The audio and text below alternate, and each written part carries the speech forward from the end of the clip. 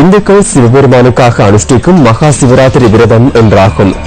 வருடாந்தம் மாசி மாதத்தில் வரும் கிருஷ்ணமய சதுர்த்தி திதியில் மகா சிவராத்திரி விரதம் அனுஷ்டிக்கப்படுகின்றது.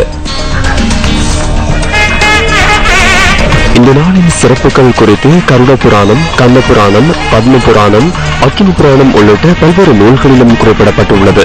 பிரளய காலத்தில் பிரம்மனும் அவரால் சிருஷ்டிக்கப்பட்ட அனைத்து ஜீவராசிகளும் அழிந்துவிட்ட நிலையில் இரவு பொழுதில் அம்பிகை உமாதேவி பரமேஸ்வரனை நினைத்து பூஜை செய்த நாளாக சிவராத்திரியை இதிகாசங்கள் கூறுகின்றன. சிவராத்திரி அன்று சிவ வழிபாட்டில் ஈடுபட்டால் வாழ்வில் துன்பங்கள் நீங்கி இன்பம் பெறலாம் என்பது ஐதீகம். சிவராத்திரி விரதம் அனுஷ்டிப்பதால் தெரியாமல் செய்த பாவங்களுடன் தெரிந்தே பாவங்கள் செய்திருந்தாலும் அவை நம்மை விட்டு நீங்கி போகும் என்பது இந்துக்களின் நம்பிக்கை. சிவராத்திரி விரதத்தால் நமது புலன்களை வென்று மனதை அடக்கி நீண்ட ஆயுள் உடல் ஆரோக்கியம் பெறலாம் என கருதப்படுகின்றது.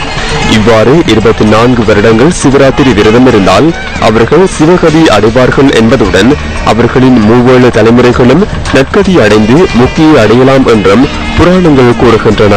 சிவராத்திரி விரதத்தை முன்னிட்டு இன்று ஆலயங்களில் 4 யாம பூசைகளும் விசேட வழிபாடுகளும் இடம்பெறுகின்றன.